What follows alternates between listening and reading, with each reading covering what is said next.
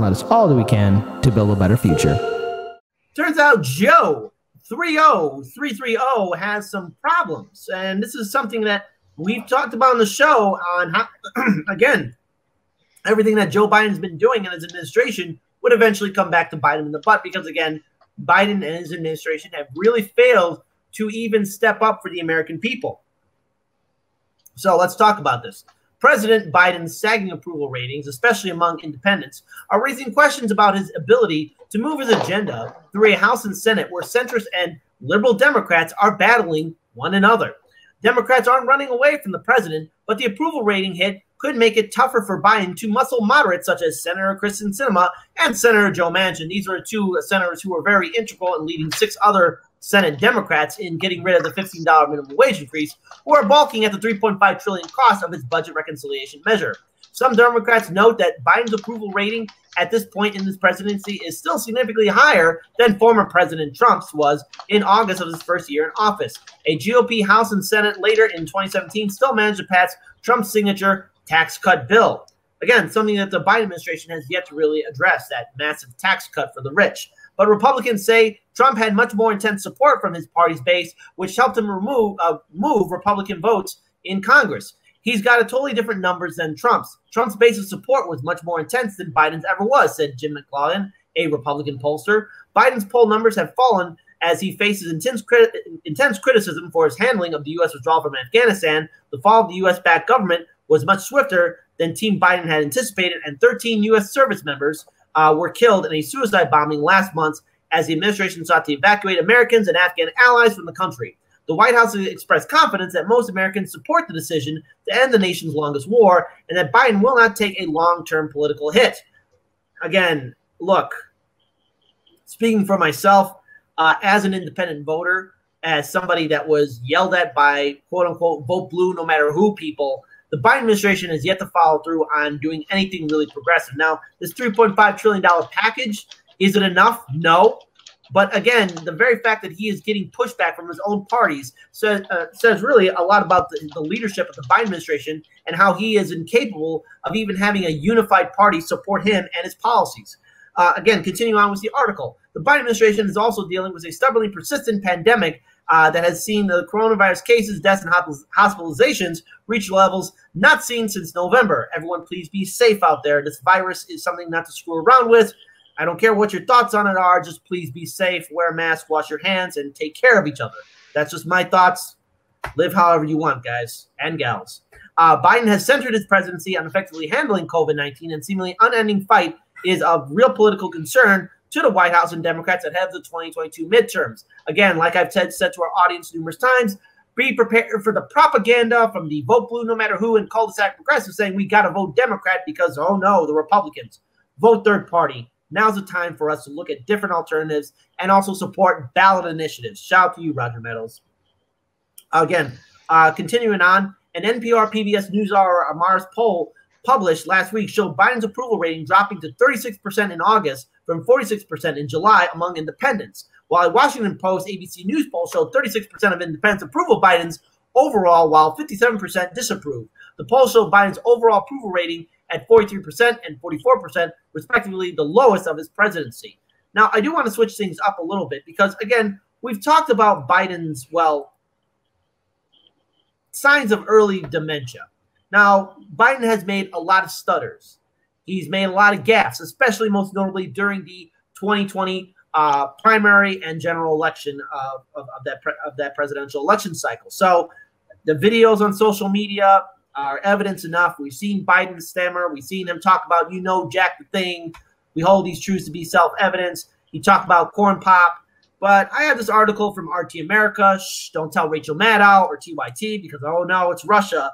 But this happened yesterday. So in his latest gaffe, Biden says they don't call them tornadoes anymore during a climate change speech. So I just want to read just a few short excerpts from this article. President Joe Biden left viewers puzzled when he told reporters that tornadoes aren't called tornadoes anymore, and whatever they are called, they're supposedly affect Nevada. His apparent senior moment was ridiculed online. Look, Alzheimer's and dementia is not a funny thing. And the very fact that we have the quote-unquote leader of the free world the president of the United States making these kind of gaffes continuously, even during his election, it really says a lot about the office of the presidency and how the DNC is willing to just still ignore this very questionable behavior from Biden. Biden visited New Jersey on Tuesday to survey the damage wrought by Hurricane Ida, which tracked up to the U.S. Northeast after battering Louisiana a week ago. The storm brought devastating floods and killed dozens of people while exposing the inability of the U.S. infrastructure to handle extreme weather. Daniel Lupker has talked about how our infrastructure is falling apart and how climate change is going to be a real thing that's going to really cripple how we run things in this country. And to Biden, the country's vulnerability to climate change. So Biden told reporters that the damage done by Ida would become more commonplace unless action is taken to combat climate change. Every part of the country is getting hit by extreme weather, and we're now living in real time what the country's going to look like, he implored. However, Biden then became confused when listing examples of extreme weather. It's all across the country, you know. It looks like a tornado. They don't call them that anymore. That hit the crops and wetlands in the middle of the country in Iowa and Nevada. And I mean, it's just across the board, he mumbled. And, you know, as I said, we're in this together. Now, real quick, Iowa is in the middle of the country. Nevada is nowhere near the middle of the country. And I think what Biden confused what a storm would, especially inland, would be, it's called a Dirchiro, which is kind of a storm that, you know, does like tornado-like damage, or Dirchiro. I hope I said that right. Now I'm having a senior moment. But this is just, again, an example of why Biden's polling numbers are failing. And we've seen this before.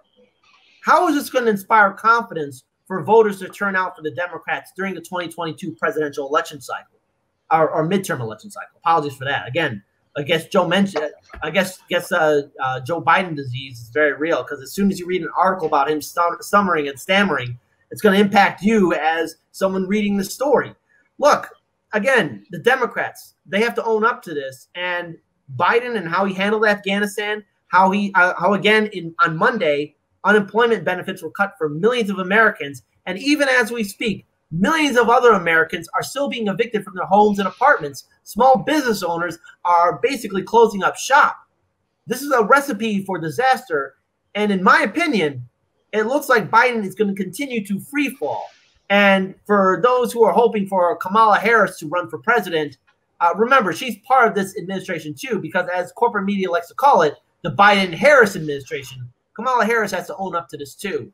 There's no denying that Biden has made some very questionable decisions, and his actions and behavior are being recorded online. It's on the internet. People are not going to forget this, including Republican pollsters and people within the RNC establishment. So my advice to everyone, vote third party, know the rules and regulations of your state's laws so that we can actually break away from this two-party system and support ballot initiatives. Kira, Daniel, your thoughts? Okay, so I think that this needs a huge amount of context that both articles, I would argue, greatly missed. That I think I'm in someone else's background. I think it's Kit. I think Kit's the only one without a headphone in. That's why I'm thinking that. And I'm echoing also. Yes. This is the joy of doing it remotely. Okay, I think that actually took care of that. Okay, whatever happened. Okay, so let's talk about this. Here's the big distinction that really makes all of this come into play. We really have to compare to Trump, which is what they're comparing to, but why things are the way they are. So first of all, when Trump got into office, already very, very divisive character, already people very much love him or hate him mode. And then what happened for his entire presidency, majority of the media institutions like, this guy's a monster, he's literally the devil, he's gonna eat your kids, he's gonna stab your friends and your family, and his poll numbers were, you know, quite low. But they sort of like plateaued out to his core base. And also the big thing that happened under Trump was him, he was president during the start of the pandemic. And what happened when that was happening? Well, it's a pandemic. No one really likes that. No one really liked that they couldn't go out and about. So his approval ratings hit really low. And then on top of that, you have all that media circus running around him in that exact same way. Meanwhile, what has Biden been under? Well, he got to come into presidency and say, look at this. He literally started his presidency with the vaccine rollout. And that gave people hope. That gave people confidence in his ability to act. So So he started with record approval numbers. I mean, anyway, they weren't that high. And then what happened? Then you had the mainstream media, with the exception of Fox, obviously, Newsmax, etc. Everyone, every single day, they're like, "Oh my God, this guy is a god. He's amazing. He brought a child back to life. He's definitely not sniffing that girl over there. No. He's giving her long-lasting life." And that worked for a long period of time. And so every day the news would be, look at the COVID numbers are down. Look at how great Joe Biden is. He has smart people in his administration. So his numbers, even though they were quite low still, they didn't drop further. What has happened in the last month? All of a sudden, they have re-implemented the sort of quarantine to some degree across the country. That's not a good sign of being a good president. I really did not like it all that the article was like, oh, yeah, no, it's all about those soldiers that blew up in Afghanistan. Please go back to Afghanistan. We want more war, which, of course, the media has been incessantly repeating that talking point over and over again about, now we need to go back to war in Afghanistan. Can we go somewhere else? But we also should go back to Afghanistan. There's all those minerals there. Also, women's rights, CIA talking points, et cetera, et cetera, et cetera. So I would argue that the right way to frame all of this is Joe Biden had a mediocre approval rating when the media was giving him everything they had at full blast. And because of what, an explosion that the media just blew up out of proportion, saying we should stay there. And and the pandemic coming back, he's dropped significantly in support. So I would go back to the argument I had before he even got elected. The man's a paper tiger and doesn't really exist. Agreed 100%. Kira, Okay. your thoughts? Okay, well, it's hilarious, Daniel, because I was actually going to make the same point, being that Biden really had nowhere to go but down, and mostly due to the coverage that Biden was largely getting at the beginning of his presidency. If you remember, they were touting him as the next FDR. And it was short of like S-ing his D. I just don't know what else they could have done. And then, we all know that establishment media bends toward war largely. And so I do think that this pullout of the war and how the media has been covering that has largely impacted the view that people have on this presidency. It's really interesting. I was looking at some numbers about coverage in regards to the war itself. And, this war has lasted for 20 years, and the total news coverage in major outlets through 2010 was only 4%.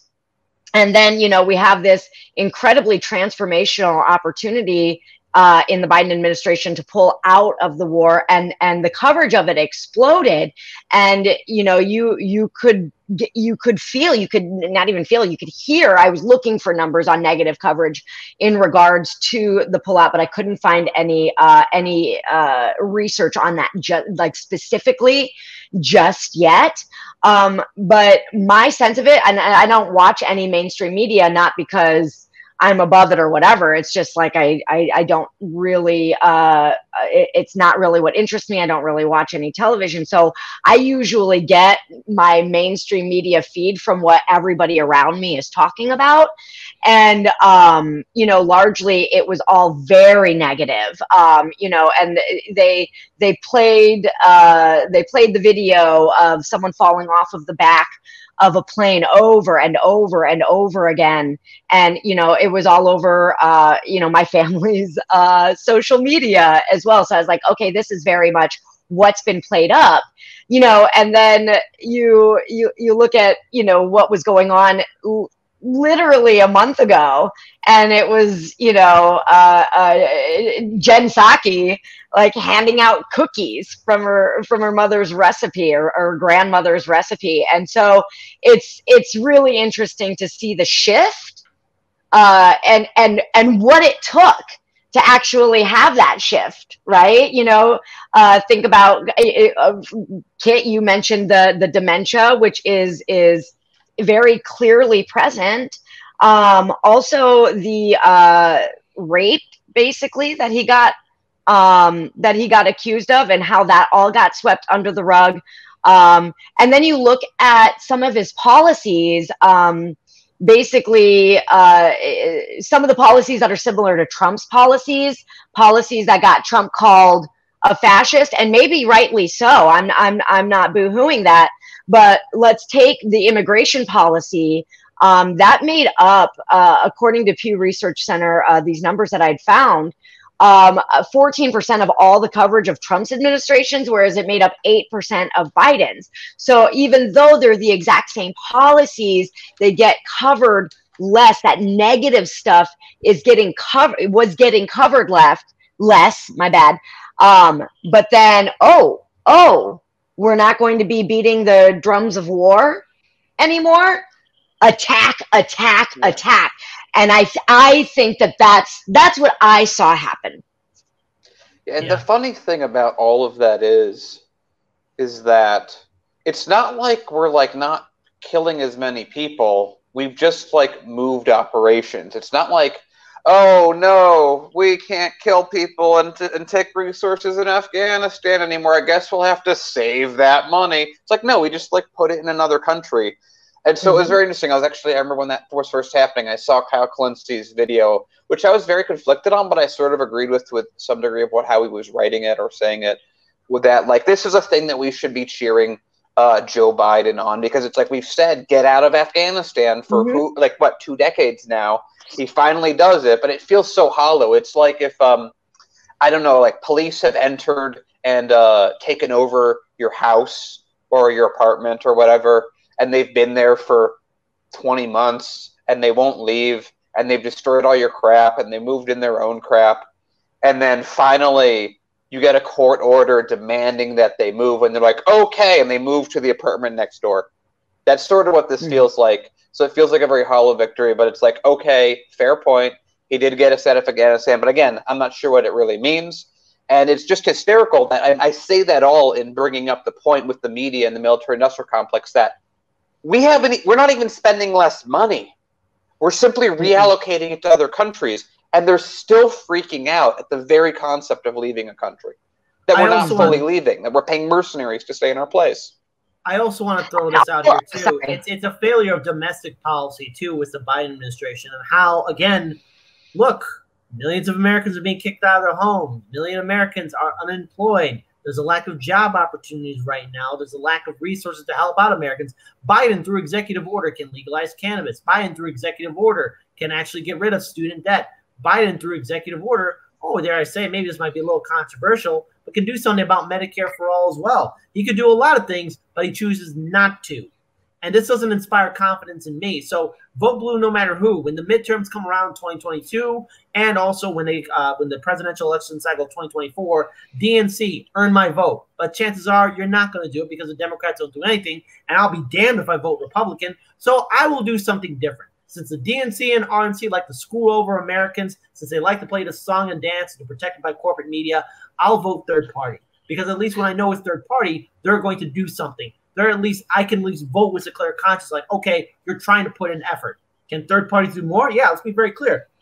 There's a lot of things third parties can do to improve themselves, but I'm not voting with the two-party system. I've seen how they failed over and over again, and Biden right now with his failing numbers, it's going to hit the Democrats hard in 2022. Who knows? Maybe I'm wrong about this. Maybe the Democrats somehow magically can pull this out or half-ass their way doing this in securing the Senate and House, but chances are it's not, because there's a lot of political ammunition that can be used by the RNC against the DNC, and I'm not going to support either two corporate parties. What I'm going to do here at Heartlands Media is talk about third parties, interview third-party candidates, and I'm going to vote third party during the Illinois midterm primary and general midterm as well of 2022. That's what I'm going to do, because I want to vote for something that's going to be consistent and something that's going to be different than the crap that we're getting by the DNC and RNC. Any other final words, Kira? I'm going to give you the final word. Yeah, actually, and it's funny because I'm realizing just now that my final word is a bit of a segue into my story that's coming up, Okay. which is basically, I think that this is a leap. Okay, this is just speculation, looking at things for me, you know. But I also see that Biden's, you know, dropping polls are coming at a really convenient time, you know, right when we're in the midst of this conversation for a $3.5 trillion package to, you know, help out Americans build an infrastructure, answer to the climate crisis. You know, it's just convenient that Biden would have dropping poll numbers, and he's not popular anymore. So, you know, and unpopular presidents don't have an easy time passing landmark legislation. So I just wanted to point out that convenient timing. Yeah,